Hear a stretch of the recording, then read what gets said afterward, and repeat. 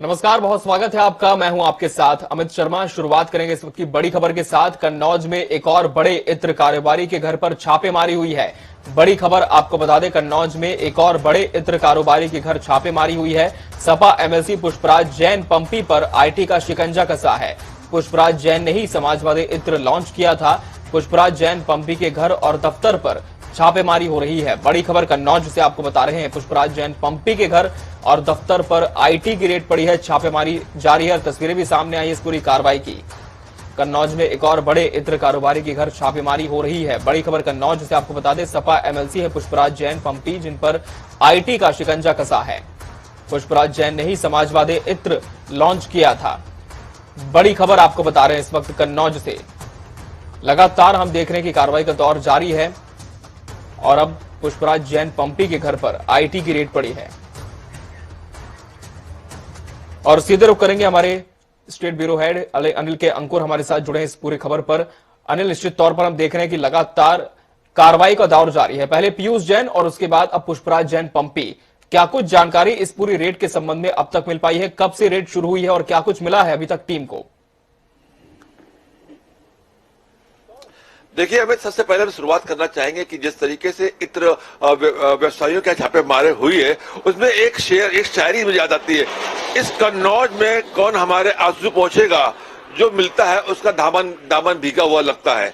तो जो हालत है वहां पे हर आदमी के खिलाफ कुछ जांचें चल रही, जो जितने इत्र व्यवसायी है बारी बारी से हो रहा है लगातार, क्योंकि ये सीधा मामला है। और जैसा कि आपने सवाल किया कि छापेमारी कहाँ चल रही है, छापेमारी कन्नौज में हो रही है, कानपुर में हो रही है और नोएडा में उनके ठिकानों पर। एक ये है पुष्पराज जैन और पम्मी, और दूसरे है मोहम्मद याकूब मलिक। ये दोनों समाजवादी पार्टी के नेता हैं। इन दोनों की यहाँ चल रही है। और पिछले दिनों अखिलेश यादव ने एक प्रेस कॉन्फ्रेंस में इस बात का अभी 2 दिन पहले प्रेस कॉन्फ्रेंस करके हम लोगों के साथ जा रहे थे जब उन्नाव, तो उन्होंने कहा था प्रेस कॉन्फ्रेंस में साफ तौर पर कि ये डिजिटल गलती से पीयूष जैन क्या चले गए, पुष्पराज जैन को ढूंढ रहे थे और चले गए पीयूष जैन के यहाँ, वहां मिल गया लंबा पैसा, तो अब उसको छिपा नहीं पाए, तो वो दामन मुझ पे लगा रहे थे। कह रहे हैं कि मुझे इस बात की संभावना है कि अगला छापा हमारे जो पुष्पराज जैन है उनके यहाँ पर पड़े, और आज वो हो गया। एक खास बात और है इस पूरी घटनाक्रम में, आपको बता दें कि जब अखिलेश कोई रैली में होते हैं या कोई मतलब रथ यात्रा में होते हैं, इसके सबसे पहले जब रायबरेली में थे, जब रायबरेली की यात्रा में थे, रथ यात्रा चल रही थी, तब उनके 4 नजदीकियों के क्या छापेमारी हुई थी। फिर उसके बाद पीयूष जैन क्या हुआ, आज कन्नौज में उनकी प्रेस कॉन्फ्रेंस प्रस्तावित थी। कन्नौज में उनकी प्रेस कॉन्फ्रेंस 12 बजे प्रस्तावित थी। तो आज सुबह तड़के उनके जो खास सहयोगी हैं पुष्पराज जैन और पम्मी और याकूब मलिक, तो इनके यहाँ छापे मारे गए। तो जाहिर सी बात है कि छापे ये कहीं ना कहीं से ऐसा कहा जा रहा है कि छापे कहीं ना कहीं से राजनीतिक प्रभाव, क्योंकि रैलियां हो रही, चुनावी सरगर्मी है।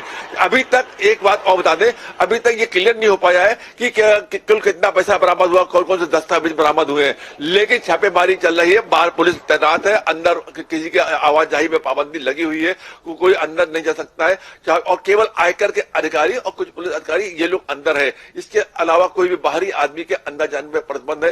जब इसके बाद जब छापेमारी पूरी हो जाएगी उसके बाद ब्रीफिंग करने की संभावना है। और ये समझा जा रहा है कि इनके, चूंकि लोग खानदानी बहुत पुराने, मतलब कई पुश्तों से इनके यहाँ ये काम चल रहा है, तो ऐसा समझा जा रहा है कि इनके यहाँ बड़े स्तर पर पैसा मिल सकता है। जी बिल्कुल, निश्चित तौर पर अनुमान यही है कि बड़े मात्रा में यहां पर हो सकता है कोई बड़ी रकम भी बरामद हो, लेकिन फिलहाल जब तक कार्रवाई पूरी नहीं होती तब तक कुछ भी कहना जल्दबाजी होगी। बहुत शुक्रिया अनिल आपका हमसे जुड़ने के लिए, तमाम जानकारी साझा करने के लिए। बढ़ते आगे, जेल में बंद पीयूष जैन का ब्लड प्रेशर बढ़ गया है। ऐसे में उसे नींद की गोलियां लेनी पड़ रही हैं। जेल प्रशासन डॉक्टर की सलाह पर निगरानी में दवाएं दिलवा रहे हैं। आपको बता दें कि पीयूष की एंजाइटी की भी दवाएं चल रही है। इतना ही नहीं, जेल में उसकी सुरक्षा को लेकर बैरक के बाहर सिपाहियों की गश्त बढ़ाने के निर्देश दिए गए हैं। पीयूष जैन को डीजीजीआई टीम ने गिरफ्तार कर कोर्ट में पेश किया था, जहां से उसे 14 दिन की न्यायिक हिरासत में जेल भेजा गया है। उसे क्वारंटीन बैरक में रखा गया है। जेल सूत्रों के मुताबिक पीयूष जैन एंजाइटी का मरीज है।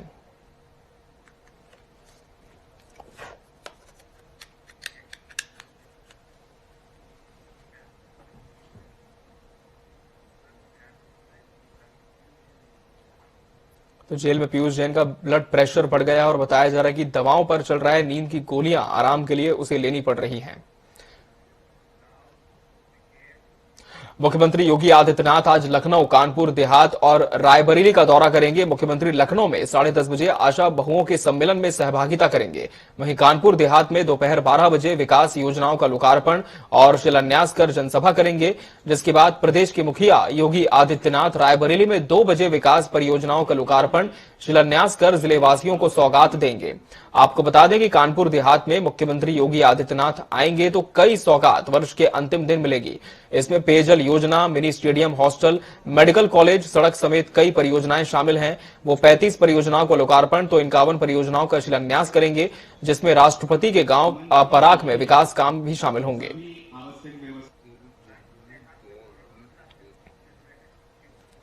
और सीधा रुक करेंगे कानपुर देहात का। हमारे सहयोगी गौरव शुक्ला हमारे साथ जुड़ चुके हैं। गौरव, मुख्यमंत्री निश्चित तौर पर आज एक सौगात भरा दिन लेकर के आ रहे हैं कानपुर देहात के लिए। यदि बात करें इस पूरे आयोजन की तो क्या कुछ खास इसमें देखने को मिलेगा? कब तक शुरुआत होगी? कार्यक्रम की तैयारियां लगभग पूरी हो चुकी है। हमारे बिल्कुल ठीक पीछे ही जो है उनके जनसभा के लिए मंच बनाया गया है। लगभग 30,000 लोगों के बैठने की व्यवस्थाएं यहाँ पर की गई है। आपको बता दें कि जनपद वासियों को एक बड़ी सौगात भी देंगे और सबसे पहले आपको वो पट्टिकाएं दिखा दें जिनका शिलान्यास लोकार्पण किया जाना है। वो पट्टिकाएं यहाँ पर होंगी और जो भव्य मंच तैयार किया गया, मौसम के मिजाज को देखते हुए ये वाटर प्रूफ मंच जो है वो बनाया गया है। लगभग वो 12:10 पर एक यहाँ मौसी कलेक्ट्रेट ग्राउंड पे जो हेलीपैड बनाया गया वो यहाँ पर आएंगे। इसके बाद कार्यक्रम स्थल पहुंचेंगे और यहाँ से कानपुर देहात वासियों को योगी जी से जो उम्मीद थी उसको देखते हुए 87 ऐसी योजनाएं हैं जिनका शिलान्यास और लोकार्पण किया जाएगा। सुरक्षा व्यवस्था की अगर बात की जाए तो कानपुर देहात के पुलिस फोर्स सहित अन्य जनपद से और पीएससी बटालियन भी यहाँ पर बुला ली गई है। हम सबसे पहले आप लोगों को आपको वो दिखाएंगे तस्वीर जो यहाँ पे लोगों को बैठने की व्यवस्थाएं की गई है। लगभग 30,000 लोगों के आने का जो अनुमान था उसको लेकर के तैयारी की गई। सुरक्षा व्यवस्था की उसको दुरुस्त और मुस्तैद दिखाई दे रही है। कहीं ना कहीं कानपुर देहात में जो यहाँ के वासी हैं वो जो है मुख्यमंत्री को सुनने के लिए धीरे धीरे आने वाले हैं और भारी संख्या में जो है लोगों का यहाँ जनसैलाब भी देखने को मिलेगा। जी अमित जी, निश्चित तौर पर एक बड़े कार्यक्रम की तैयारी यहां पर भी है और कहीं ना कहीं कानपुर देहात को आज मुख्यमंत्री की तरफ से हम कह सकते हैं कि नए साल का तोहफा भी मिलने जा रहा है। बहुत शुक्रिया आपका गौरव, हमसे जुड़ने के लिए, तमाम तस्वीरें पहुंचाने के लिए।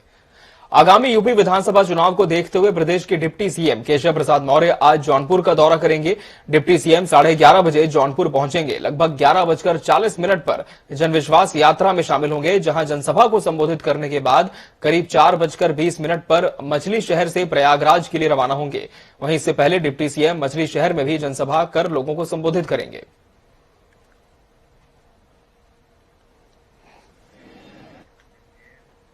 गृह मंत्री अमित शाह आज अयोध्या पहुंच रहे हैं। 8 साल बाद शाह रामनगरी पहुंच रहे हैं, जहां वो 3 घंटे तक रहेंगे। रामलला के दर्शन कर वो यहां हिंदुत्व के एजेंडे को धार देंगे। आपको बता दें कि इसके पहले शाह 2013 में अयोध्या आए थे। अमित शाह हनुमानगढ़ी और श्री राम जन्मभूमि में दर्शन कर जीआईसी ग्राउंड में जनसभा करेंगे।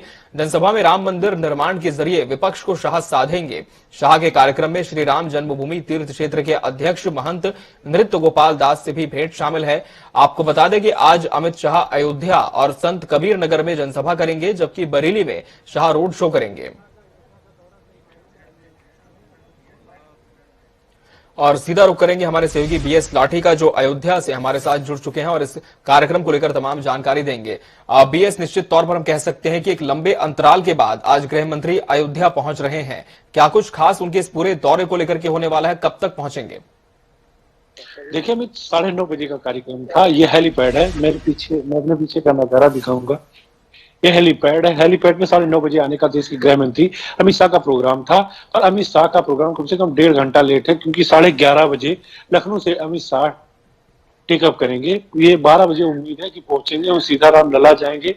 रामलला जा करके वो जो चंपत राय जी हैं, महासचिव हैं, ट्रस्टी हैं, नपेंद्र मिश्रा स्थायी निर्माण समिति के अध्यक्ष हैं, उनसे मंदिर निर्माण समिति की प्रगति का जायजा भी लेंगे, आरती भी करेंगे। उम्मीद ये भी जताई जा रही है कि गोपाल दास जो राम मंदिर ट्रस्ट के अध्यक्ष हैं उनसे भी मुलाकात, क्योंकि देरी के कारण हो सकता है कि वो सीधे जो जीआईसी में रामकथा, जो जीआईसी है ये रामकथा पार्क है, ये यहीं पे हेलीकॉप्टर उनका लैंड होगा और यहाँ से सीधे राम मंदिर, हनुमानगढ़ी, कनक भवन दर्शन करने की उम्मीद जताई जा रही थी, पर लेट होने की वजह से ये कयास लगाया जा रहा है कि सीधा राम जन्मभूमि दर्शन करेंगे और सीधा जहां उनकी सभा होनी है उस सभा को संबोधित करेंगे। जी बिल्कुल। बीएस, वहीं एक जनसभा को भी संबोधित करने का कार्यक्रम अमित शाह का, और हम देख पा रहे हैं तस्वीरों में कि तमाम तैयारियां इसकी हो भी चुकी हैं। आज जब मंच पर पहुंचेंगे अमित शाह, तब हिंदुत्व के अलावा और कौन से ऐसे बड़े मुद्दे हो सकते हैं जिसे लेकर विपक्ष को गृहमंत्री घेरते नजर आ सकते हैं? देखिए, सबसे बड़ी बात अगर की जाए तो आज जो सबसे खबर बड़ी चर्चा की अगर विषय है तो ये जो पुष्कर जैन है, उनके यहाँ ईडी का छापा भी पड़ रहा है और इस समय चल भी रहा है। जहां बार बार अखिलेश जी कह रहे थे कि जो जैन है, पुष्कर जैन है, या उनके जो अभी बरामद हुई थी नोट, उनके यहाँ सबसे बड़ी बात उसको टारगेट कर सकते हैं। और सबसे बड़ी अगर बात की जाए तो सबसे बड़ा हिंदुत्व का कार्ड है, क्योंकि राम मंदिर बन रहा है और राम मंदिर अमित शाह आएंगे तो पहले राम मंदिर का दर्शन भी करेंगे। और हिंदुत्व का सबसे बड़ी कार्ड अयोध्या राजनीतिक केंद्र है, तो जरूर राम मंदिर और जो आज की जो छापा इत्र कारोबारी के यहाँ पड़ा, जो एमएलसी है समाजवादी पार्टी, अब देखने की बात यह है कि उनके यहाँ से क्या बरामद होता है। लगातार पार्टी जो थी, जो विरोधी दल थे या और दल थे, जो इत्र कारोबारी की चुटकी ले रहे थे कि अखिलेश जी बार बार कह रहे थे कि जहाना था जिसके यहाँ वो तो गलत स्टेप पर चल गए, तो आज सही जगह पे ईडी पहुंची है। अब देखने की बात यह है कि क्या उसमें निकल कर आता है। जी विकास, बिल्कुल, निश्चित तौर पर देखना होगा कि आगे क्या कुछ निकल कर आता है इस कार्रवाई में, और साथ ही अमित शाह का दौरा क्या कुछ लेकर के आता है बीजेपी के लिए। बहुत शुक्रिया आपका हमसे जुड़ने के लिए बीएस। बढ़ते आगे, बीजेपी की जन विश्वास यात्रा में शामिल होने के लिए पहली बार शहर आ रहे केंद्रीय गृह मंत्री अमित शाह कुतुब खाने पर रोड शो में शामिल होंगे। रात को सर्किट हाउस में विश्राम से पहले संगठन के पदाधिकारियों के साथ बैठक भी करेंगे। रोड शो के लिए तैयारियां पूरी कर ली गई हैं। आपको बता दें कि मथुरा से 19 दिसंबर को शुरू हुई जन विश्वास यात्रा का समापन आज बरेली में होगा। समापन से पहले शहर में बीजेपी का रोड शो होगा, जिसमें शामिल होने के लिए केंद्रीय गृह मंत्री अमित शाह यहां पहुंच रहे हैं। इसके साथ भाजपा के कई बड़े पदाधिकारी और नेता भी इसमें शामिल रहेंगे। स्थानीय पदाधिकारियों ने रोड शो की तैयारियां पूरी कर ली हैं। शहर में कई जगह स्वागत द्वार बनाए गए हैं। इसके साथ ही शहनाई की धुन भी रोड शो के दौरान बजेगी।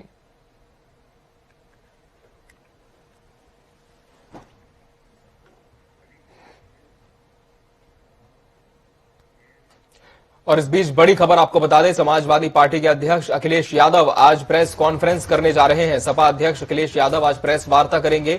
आज दोपहर 12:30 बजे अखिलेश यादव की प्रेस कॉन्फ्रेंस होने जा रही है। कन्नौज सपा कार्यालय पर प्रेस कॉन्फ्रेंस करेंगे अखिलेश यादव। बड़ी खबर आपको बता रहे हैं, कन्नौज समाजवादी पार्टी कार्यालय में प्रेस कॉन्फ्रेंस करने जा रहे समाजवादी पार्टी अध्यक्ष अखिलेश यादव। दोपहर 12:30 बजे का वक्त निर्धारित किया गया है उनकी प्रेस कॉन्फ्रेंस के लिए। आज दोपहर 12:30 बजे अखिलेश यादव प्रेस कॉन्फ्रेंस करेंगे। तो बड़ी खबर आपको बता दें, समाजवादी पार्टी के अध्यक्ष अखिलेश यादव और चुनाव की तमाम जो तैयारियां हैं वो भी इस दल की शुरू हो चुकी है। और कहीं ना कहीं जनसभा को भी किस तरह से साधा जाए, इस मुद्दे पर भी प्रेस कॉन्फ्रेंस में फोकस होगा। आगे की क्या कुछ रणनीति होगी समाजवादी पार्टी के आगामी विधानसभा चुनाव के मद्देनजर, इस पर भी अखिलेश यादव बात रख सकते हैं। और इस प्रेस कॉन्फ्रेंस में क्या कुछ हो सकता है जान लेते हैं। हमारे साथ जुड़ चुके हैं ब्यूरो हेड अनिल के अंकुर। अनिल, निश्चित तौर पर एक तरफ हम देख रहे हैं कि एक बड़ी कार्रवाई भी चल रही है कन्नौज में, वहीं दूसरी तरफ आज समाजवादी पार्टी के मुखिया प्रेस कॉन्फ्रेंस करने जा रहे हैं। इस कार्रवाई का निश्चित तौर पर जिक्र तो होगा ही, लेकिन आगामी विधानसभा चुनाव के मद्देनजर यदि हम बात करें तो और कौन से ऐसे विषय हो सकते हैं जिसपे आज इस पूरी प्रेस कॉन्फ्रेंस में अखिलेश यादव का फोकस होगा? देखिए अमित, सबसे बड़ी बात यह है कि कन्नौज वो इलाका है जो अखिलेश यादव का गढ़ कहा जाता है, यानी कि समाजवादियों का गढ़ है कन्नौज। इसके अलावा जो उनके गढ़ों में है, आजमगढ़ जैसे गढ़ है, मैनपुरी गढ़ है, इटावा गढ़ है, वैसे इनका गढ़ कन्नौज है। आज ये कन्नौज में बहुत बड़ी प्रेस कॉन्फ्रेंस करने जा रहे थे, जिसमें तमाम खुलासे करने की संभावना थी। उन तमाम मुद्दों को उछालने जा रहे थे जो सीधे सीधे हाल फिलहाल में इनके सरकार पे, जो मौजूदा सरकार भाजपा सरकार है, उस पर आरोपित करती है। लेकिन उसके ठीक पहले आज उनकी प्रेस कॉन्फ्रेंस होने वाली थी, उसके ठीक पहले आज उनके सहयोगी जिन्होंने इत्र का वितरण किया था, उनके यहाँ छापा मारा गया। तो आज की प्रेस कॉन्फ्रेंस का पूरा डायवर्जन निश्चित रूप से उन्हीं छापों पर हो जाएगा। और ये बताया यही मुद्दे छाए रहेंगे, क्योंकि इसके पहले भी जो छापे मारे गए थे उसमें कहा जा रहा था कि समाजवादी पार्टी के नेता में जो सबसे पहले छापेमारी हुई थी जब रायबरेली में थे, तो उनके 4 सहयोगी मारे गए। तो आज भी यही मुद्दा छाया रहेगा। लेकिन ऐसा बताया जाए जैसे कि अखिलेश की तैयारी थी, कल जैसा अनाउंसमेंट था कि आज वो कोई बड़ा खुलासा करने जा रहे हैं और कन्नौज में खुलासा करेंगे, क्योंकि मामला कन्नौज और उसके के आसपास के इलाके को प्रभावित करने वाला था। इसलिए लेकिन बिंदु ने बताया, लेकिन ये था कि एक बड़ी बात क्या वो उपलब्ध सबके भंडाफोड़ करेंगे, लेकिन उसके पहले अब ये मामला हो गया है। तो आज का मेन मुद्दा ये होगा, और जो दूसरे मुद्दे रहे हैं वो तो रहेंगे कि कानून व्यवस्था रहेगा और राज्य सरकार ने कि किस तरीके से लैपटॉप बांटे उस पर हो जाएगा, ये सारे मुद्दे रहेंगे। लेकिन जो मौजूदा है वो इस समय जो आज छापेमारी मारी गई है उसी का हुआ है। जी निश्चित तौर पर आज जो पूरा फोकस है वो छापेमारी पर ही हो सकता है। बहुत शुक्रिया आपका हमसे जुड़ने के लिए।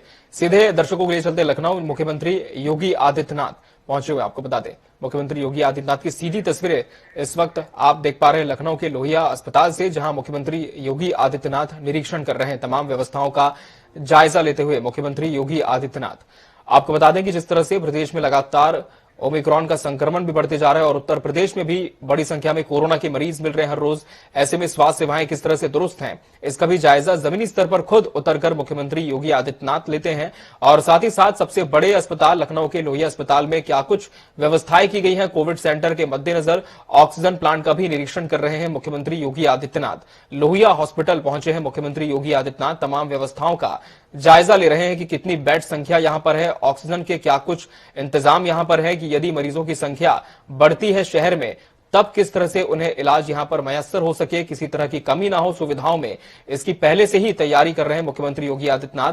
और आज लोहिया अस्पताल का निरीक्षण करने के लिए इसी क्रम में पहुंचे हुए मुख्यमंत्री।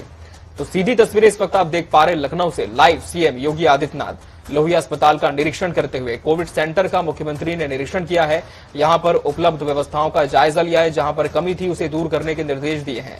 ऑक्सीजन प्लांट का भी निरीक्षण करेंगे मुख्यमंत्री योगी आदित्यनाथ।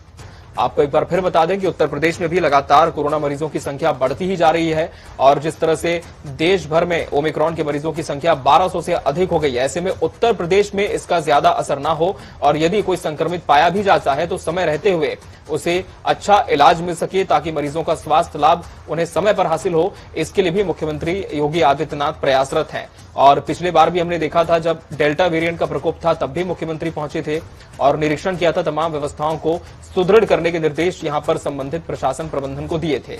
और आज भी इसी क्रम में मुख्यमंत्री योगी आदित्यनाथ लखनऊ के सबसे बड़े अस्पताल लोहिया अस्पताल पहुंचे हैं। यहां पर उन्होंने तमाम व्यवस्थाओं का जायजा लिया है और अब अपनी बात रखेंगे मुख्यमंत्री योगी आदित्यनाथ।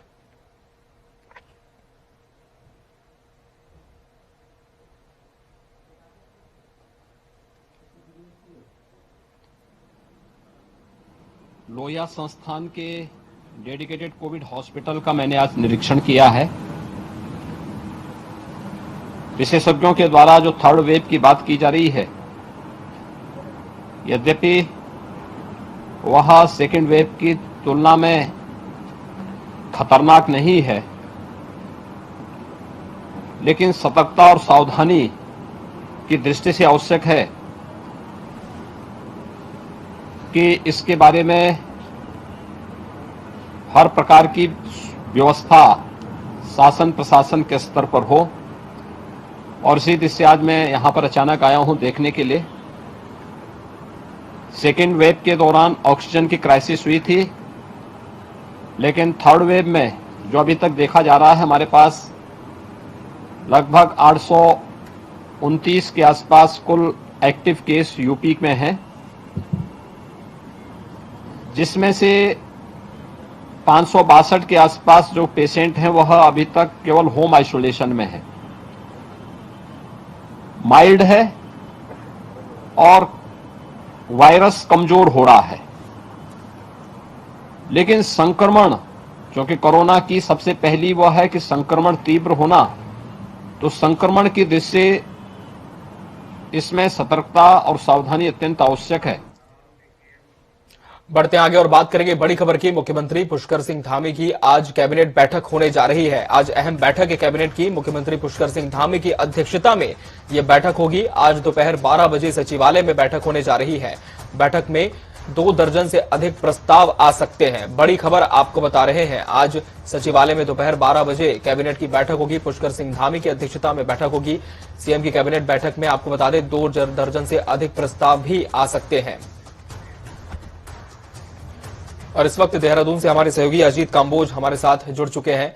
अजीत, निश्चित तौर पर हम कह सकते हैं कि आज होने वाली कैबिनेट की बैठक काफी अहम होने जा रही है, क्योंकि बहुत सारे ऐसे प्रस्ताव थे जो लंबित थे, आज इस बैठक में लाए जा सकते हैं और बताया जा रहा है कि 2 दर्जन से अधिक ऐसे प्रस्ताव होंगे। कौन कौन से मुख्य प्रस्ताव इस बैठक में आज कैबिनेट में फोकस होगा?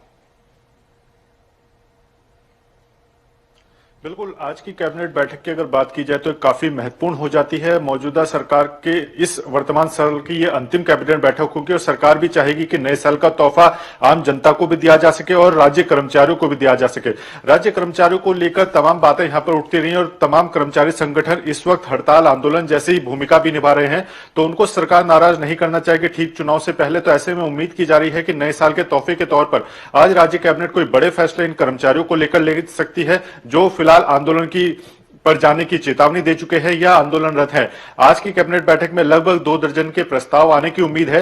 इसके अलावा अगर देखा जाए तो पिछली कैबिनेट बैठक में लगभग 50 के करीब प्रस्ताव आए थे, जिसको लेकर सरकार ने दावा किया था कि पूरी तरह से जनहित के फैसले हैं और उम्मीद की जा रही है कि आज जब कैबिनेट बैठक होगी तो इसमें भी जनहित के कई फैसले लिए जा सकते हैं। जनवरी के पहले हफ्ते में ही चुनावी आचार संहिता लगने की उम्मीद है, तो ऐसे में सरकार भी चाहेगी कि ज्यादा से ज्यादा जनहित के फैसले वो राज्य कैबिनेट के माध्यम से ले सके और जो भी आंदोलन के लिए अपनी चेतावनी जारी कर चुके हैं या जो भी कर्मचारी परेशान हैं, उनके हितों का भी यहां पर ध्यान रखा जाए और उनको भी खुश करने का काम राज्य सरकार आज कैबिनेट की बैठक से कर सकती है। बिल्कुल, अब देखना होगा कि कौन कौन से और ऐसे अहम प्रस्ताव हैं जो इस बैठक में लाए जाते हैं और औपचारिक फिर इनका ऐलान होता है। बहुत शुक्रिया अजीत, आपका हमसे जुड़ने के लिए, तमाम जानकारी साझा करने के लिए। इसी के साथ मुझे दीजिए इजाजत। खबरों का सफर लगातार जारी है जनता टीवी पर। नमस्कार।